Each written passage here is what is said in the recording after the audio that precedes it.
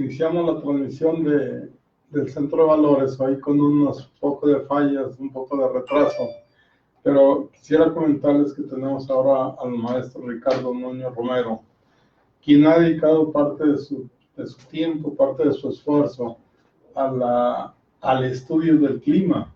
Cuando hablamos del clima, él nos va a explicar poco después cómo hay diferencia entre lo que hablamos del clima y el estado del tiempo, que es lo que vemos a veces en la televisión. Son dos cosas totalmente diferentes, pero quisiéramos dedicar este esfuerzo más bien a observar cómo este clima tiene un efecto directo en el valor de la tierra. Maestro Nuño, bienvenido. Buenas tardes, muchas gracias. Buenas tardes a todos ustedes.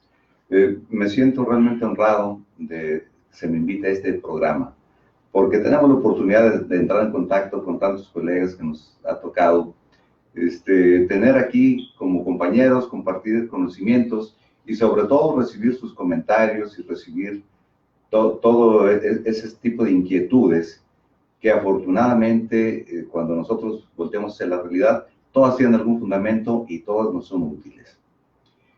Por otra parte, maestro Rosalío, también aprovecho la oportunidad para agradecerle este tipo de eventos que nos mantienen siempre vigentes y nos mantienen con la posibilidad de seguir comunicándonos con todos aquellos compañeros evaluadores y personas interesadas en el tema. Bien, entrando un poquito en materia, pues podríamos decir que desde hace alrededor de 25 años, se conjuntaron voluntades, se conjuntaron ideas y hubo el liderazgo del maestro Rosalío Cervantes Barajas para que de alguna manera pudiéramos integrar conocimientos útiles hacia los evaluadores, especialmente al evaluador que trabaja en las condiciones de campo, predios rurales. Y sobre eso hemos venido trabajando, hemos sumado experiencias, como ya mencioné anteriormente, y estamos pues ahora sí que muy halagados de que estos conocimientos y estos comentarios pudieran llegar a ustedes nuevamente. Cuando hablamos del clima, maestro, y eso lo llevamos al concepto de valor de la tierra, ¿cuáles serían los variables importantes que se estudian en esto? Y sobre todo, ¿cómo prever lo que puede ocurrir? ¿Cómo estimar? ¿Cómo crear ese futuro para saber qué está ocurriendo con el clima o qué puede ocurrir? Muy bien, maestro, una pregunta importantísima, dado que vamos a suponer que el clima, si lo quisiéramos asemejar al cuerpo humano, es como una especie de articulación que nos acordamos de ella cuando nos duele. El clima también nos acordamos mucho del clima cuando tenemos algún problema. Sin embargo, el clima es un recurso que está ahí, que ha estado siempre y que de nosotros depende aprovecharlo bien o no aprovecharlo. Al respecto de la evaluación de los recursos climáticos y del potencial que se asocia con este clima, podemos mencionar elementos tan importantes como la radiación solar, elementos de tipo energético como es la temperatura, las condiciones de humedad, la disponibilidad de agua que tenemos a través de la lluvia, la agitación de la atmósfera, o sea, los vientos, y desde luego se incluye también a los fenómenos extremos que en fechas muy recientes nos han causado tantos estragos en el estado de Jalisco. Cuando vemos todo esto, maestro, ¿cuáles son estos datos que le permiten al perito evaluador poner el clima como una de las variables importantes? Bien, aquí aprovecho esta pregunta para nuevamente invitar a todos mis compañeros evaluadores a que estudiemos y estemos al pendiente del comportamiento del clima. Hace 25 años, más o menos, había muy poco aprovechamiento de algunos de los recursos climáticos que siempre han estado ahí. ¿A qué recursos me refiero? A la radiación solar.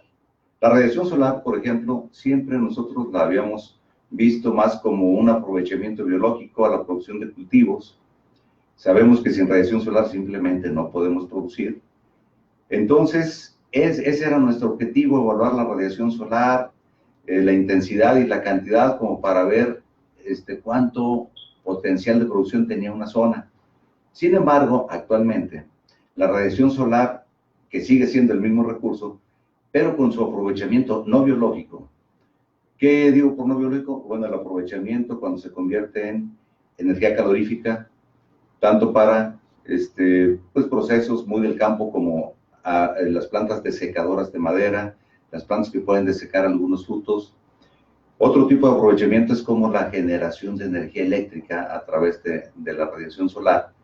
Ese tipo de aprovechamientos que se tienen ahora le dan un realce al conocimiento y a la cuantificación de la radiación solar. Sabemos que México es un país donde una gran parte de su territorio está en regiones semiáridas y regiones áridas. ¿Y qué sucede? Bueno, ahí no tenemos agua, pero somos ricos en radiación solar. Y esa riqueza tenemos que aprovecharla y canalizarla de alguna manera. Por otra parte, los recursos, todos los índices derivados de la temperatura, nos llevan también a una serie de interpretaciones en las cuales nosotros decimos, ah, caray, las temperaturas de un lugar X son diferentes al lugar que. Pero eso quiere decir que en el lugar X tengo la posibilidad de producir aquellos cultivos que se adaptan perfectamente bien a ese tipo de temperatura y no tener que buscar, pues, algún tipo de estrategia para llevar cultivos que nunca se van a adaptar, que siempre nos llevan a alguna pérdida económica. Por otra parte, las temperaturas se han desarrollado tantos conocimientos que nos puede ayudar de una manera muy sencilla a conocer, por ejemplo, las etapas de vida de las plantas, las etapas de vida de los insectos plaga, la posibilidad de que haya enfermedades. Todo esto simplemente con una evaluación del recurso clima. Por otra parte, tenemos, como ya dijimos, regiones áridas, semiáridas, que ahí, inclusive por legislación de tenencia de la tierra, los terrenos pueden ser mucho más grandes que en los lugares donde llueve mucho. Bueno, esto está en gran parte también determinado por el clima. Quiere decir que el clima, de una manera tanto, digamos, productiva en forma natural, nos da potenciales en algunas zonas y nos limita en otras, pero también en nuestra legislación está considerado como un factor que influye en que tengamos la posibilidad de tener extensiones muy grandes, donde hay poca agua, mucho sol, mucho calor, mucha radiación solar, y al revés, limita la tenencia, o el límite de la tenencia se limita en las condiciones en las que hay mucha humedad y se tiene la posibilidad de ser más productivos. Cuando hablamos del clima, cuando hablamos de este factor, sabemos que la clasificación de suelos de la FAO modificada por el INEGI nos lleva a entender que el suelo, clima y manejo nos indica el tamaño ese precisamente de la superficie, que sería el límite de tenencia a la tierra rústica. Cuando llegamos ahí entonces y vemos este concepto de clima, la pregunta es, ¿cómo entramos a prever el clima? ¿Cómo entramos a medir cuánto podríamos tener de precipitación? ¿Cómo estaría la temperatura? ¿Se pueden sacar proyectos hacia el futuro? Y desde luego que sí. Actualmente en la era que vivimos, la era de las comunicaciones, y era en la que recurrimos o tenemos a nuestra disposición tremendas bases de datos.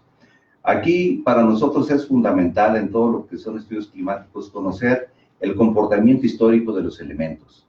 Comportamiento histórico de temperaturas, de precipitaciones, de evaporación, de vientos, en algunos lugares, que no son la mayoría, pero también de cuál es el comportamiento de la radiación solar.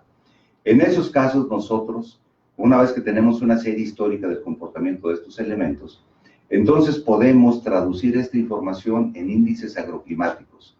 Estos índices agroclimáticos nos ayudan y nos orientan en la toma de decisiones sobre qué es lo que se tiene que hacer en cada terreno, sobre los riesgos que se pueden correr y sobre todo son un auxiliar enorme para las actividades agropecuarias cuando los llevamos hasta el nivel de un productor. Bien, esta generación de índices agroclimáticos no es una generación automática o que la tengamos indiscriminadamente disponible para todo el país. Esta se ha venido generando a través de conocer la información climatológica que en la mayor parte de los casos proporciona el Servicio Meteorológico Nacional, pero luego de ahí hay que hacer una serie de conversiones y una serie de cálculos para que esta información que viene, por decir así, en bruto, reciba un tratamiento y la transformemos en índices agroclimáticos. Al respecto, también reconozco la gran labor del Centro de Valores, en el sentido de que dedicó un esfuerzo enorme para tener un programa automatizado que nos ha ayudado a generar índices agroclimáticos prácticamente para todos los puntos de la República Mexicana. Y esto es un enorme apoyo, un soporte muy grande para el trabajo del evaluador. Ese trabajo se llevó pues, muchos recursos, mucho tiempo. Afortunadamente es de las, vamos a decir, de las aportaciones más grandes que tiene el Centro de Valores. ¿Por qué? Bueno, pues porque eso está disponible para toda la República y lo único que requerimos, bueno, obviamente estar en contacto con el Centro de Valores y por ahí proporcionar las coordenadas geográficas del lugar de donde se pretende hacer el estudio. Quisiera dedicar un poco de tiempo, unos minutos, a hablar de este sistema de información agroclimática, que fue realmente con un esfuerzo de recursos que nos apoyó la Fundación Kellogg's.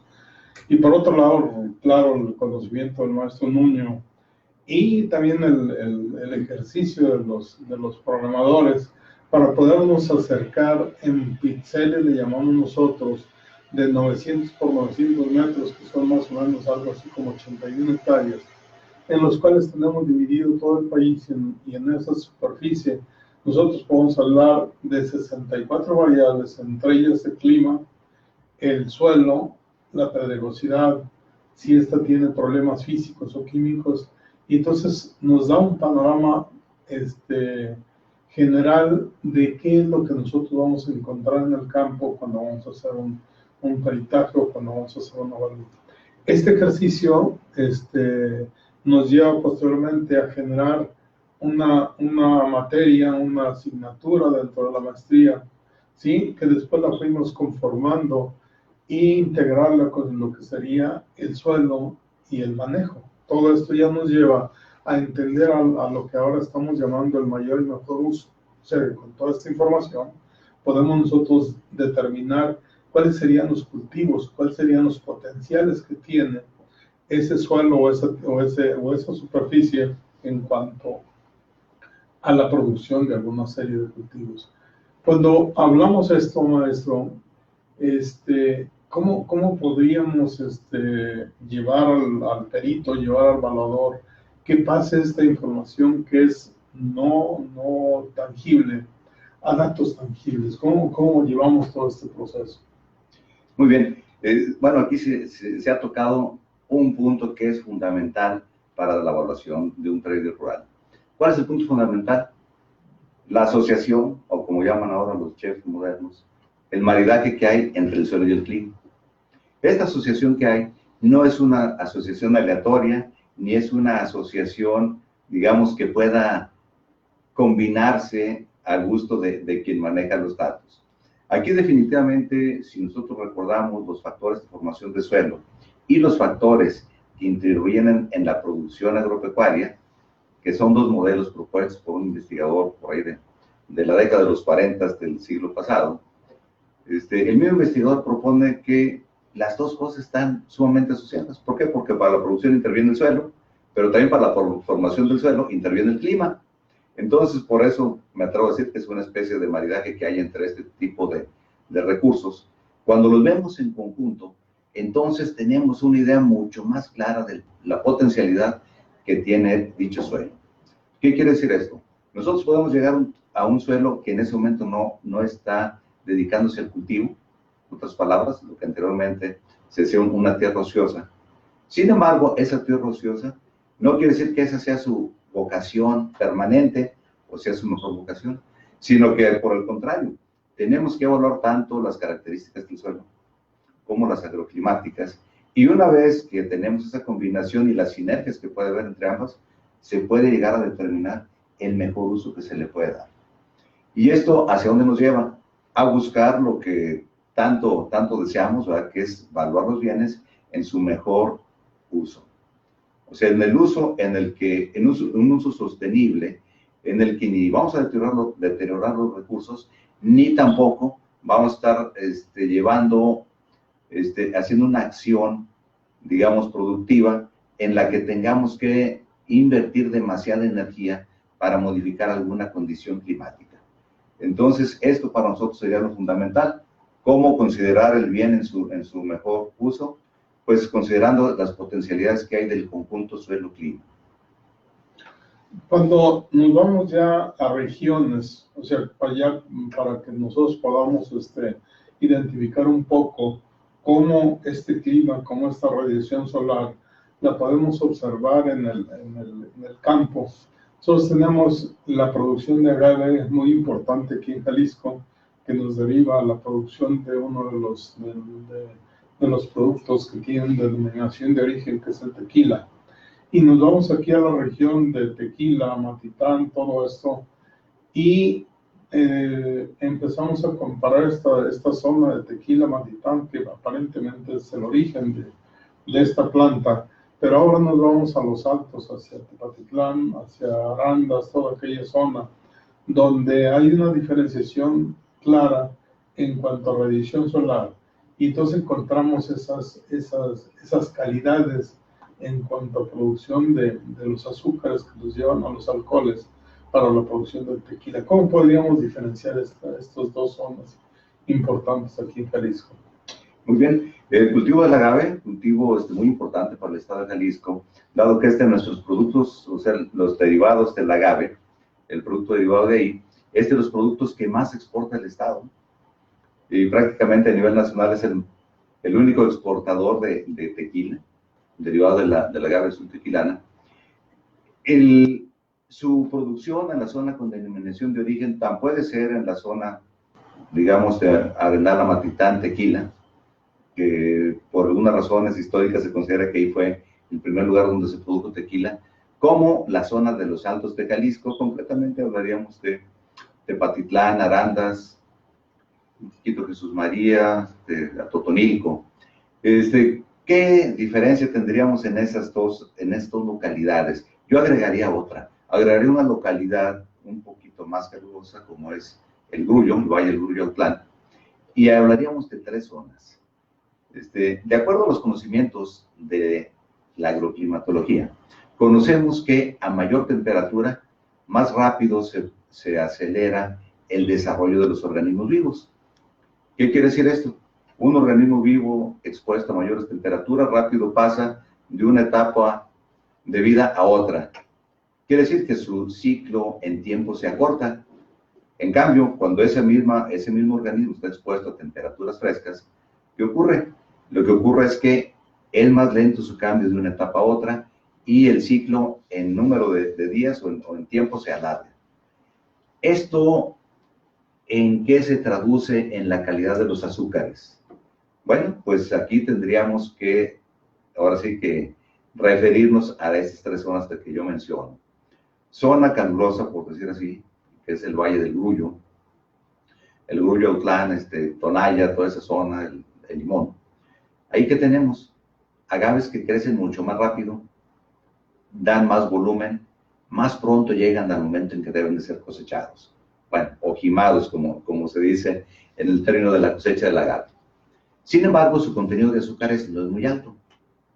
Esto comparado con la región Tequila-Matitán, pues habrá por lo menos 1 año de diferencia en el tiempo en el que llega a madurez el agave para ser quimado. Tiene mayor contenido de azúcares el de Amatitán y Tequila que el que se produce en el Valle del Grullo. Pero si nos vamos a una tercera región muy importante también para el tequila, que sería la zona que ya mencioné, de los Altos de Tepatitlán, Arandas, Atotonilco, ahí el agave dura 1 o hasta 2 años más en llegar a su etapa de maduración, comparado con la zona de Amatitán y Tequila. Pero el contenido de azúcares que tiene y de alguna manera la calidad de estos hacen que el producto tenga pues una calidad más refinada. Desde luego, ahorita pues los procesos industrializados pues hacen que agaves que todavía no estén quizá en su plena madurez ya sean cosechados y nos ayudan a producir tequila, pero si dejamos que llegue a su maduración completa, entonces dan mayor cantidad de azúcar y eso se refleja en la calidad de los productos.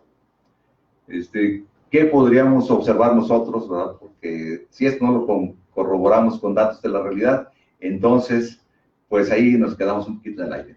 Bueno, que grandes tequileras que producen en la zona de Amatitán y Tequila, también tienen región de abastecimiento precisamente en la zona de los Altos. ¿Por qué? Bueno, pues porque esos agaves, llevados a su planta, saben que les dan más azúcares, en consecuencia también producen un muy buen producto final. Esa sería, digamos, una reflexión que hay. ¿A qué se le atribuyen estas dos cosas? Primero, a menor temperatura crece más lentamente, y cuando es más lentamente, la planta tiene más tiempo de aprovechar mejor la radiación solar.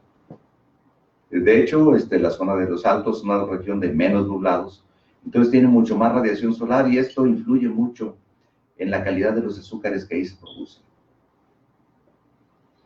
Entonces aquí podríamos decir que estas regiones de mayor radiación solar serían regiones también muy importantes para, por ejemplo, la producción de energía eléctrica, desde este punto de vista. Sí, definitivamente, estas regiones de mayor radiación solar se llega a captar mayor cantidad de radiación solar y ahí sí tendríamos muchísimo más que aportar, porque en esa zona lo que falta es agua, o sea, hay menos cantidad de agua de lluvia, pero hay más radiación solar. Si caminamos un poquito más hacia el norte del estado, digamos la región de Lagos de Moreno, Pueblos, Encarnación de Díaz, ahí la lluvia es muy escasa, pero la radiación solar es muy intensa.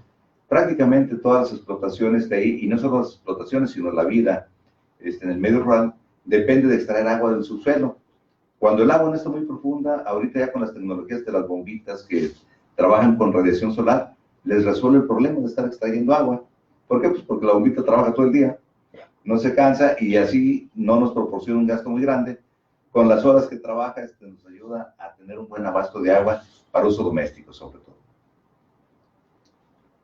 Maestro, pues esto, el hablar del clima, el hablar de este proceso, nos ha llevado a incorporar algo que en la evaluación de bienes, que se inician prácticamente solamente identificando las construcciones, identificando al suelo como tal, y nosotros hablábamos al principio de suelos de primera hasta octava, como nos señalaba la clasificación de la FAO modificada por INEGI.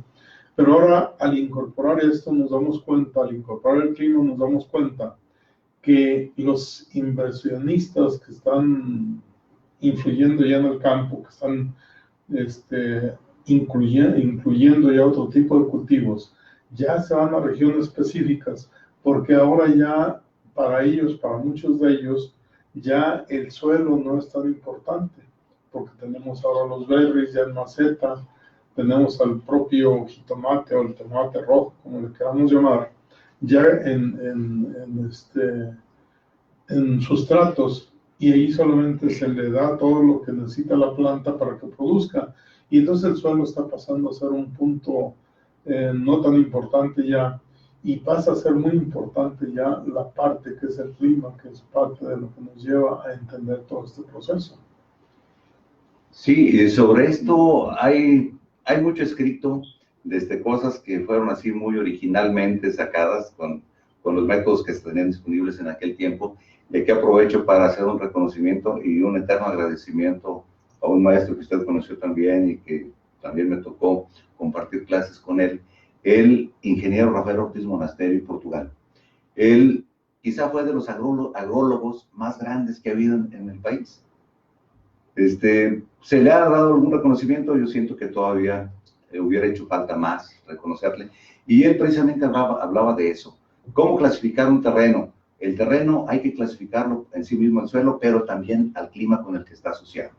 Y de hecho, en las primeras clasificaciones agrológicas que se tienen, se señala perfectamente, por ejemplo, que la precipitación pluvial anual es uno de los factores para clasificarlo más arriba o más abajo, puede ser un factor de demérito. Actualmente sabemos que no solo la precipitación, sino que algunas otras cosas como por ejemplo la duración de la estación de crecimiento, o sea, el periodo en el cual el temporal de lluvias me abastece perfectamente de agua a un cultivo. Pues ese nos da una medida buenísima de las calidades de los suelos. O sea, una duración de estación de crecimiento de 130 días, obviamente que me sirve para mucho más que cuando la estación es de 100 o cuando es menos de 90 días. Pero volviendo al caso del valor relativo que tiene el suelo, aquí tendríamos que ver dos cosas. Una, la evaluación del suelo por sí mismo como un medio para producir plantas, o la otra, cuando estamos tomando ahorita, como un soporte en el cual montar una estructura. Y esta estructura tiene la finalidad de captar o aprovecharse de los recursos climáticos que hay ahí. Y efectivamente, ahorita la producción en invernadero, pues básicamente se hace muy poco en siembra directa al suelo. Es principalmente a través de sustratos, a través de soluciones nutritivas, como está multiplicándose a una velocidad exponencial la productividad por unidad de superficie, o sea, haciendo uso de estas estructuras, que dependen en gran parte del conocimiento del clima que hay en cada lugar. Maestro, a veces quisiéramos en temas de estos que no se nos fuera el tiempo, pero ya Cecilia nos está haciendo señas de que el tiempo se nos está terminando, y solo quisiera utilizar estos pocos minutos que nos quedan para agradecerle no solamente esta participación, sino agradecer a nombre del Centro de Valores todo ese esfuerzo que usted ha hecho durante estos ya 25 años que tenemos desde cuando iniciamos realmente a través del Instituto Nacional de Evaluación Agropecuaria y Forestal, los esfuerzos para llevar diplomados prácticamente al personal de los bancos. Y posteriormente nos metimos ya a la enseñanza formal a través del Centro de Valores, que el Centro de Valores data ya de más de 15 años en este ejercicio. Y también quisiera señalar que el próximo miércoles, sí, 31 de julio, tenemos la sesión informativa, ¿sí? que es la parte importante del centro para los nuevos inicios de septiembre. Y con esto quisiera agradecer su participación.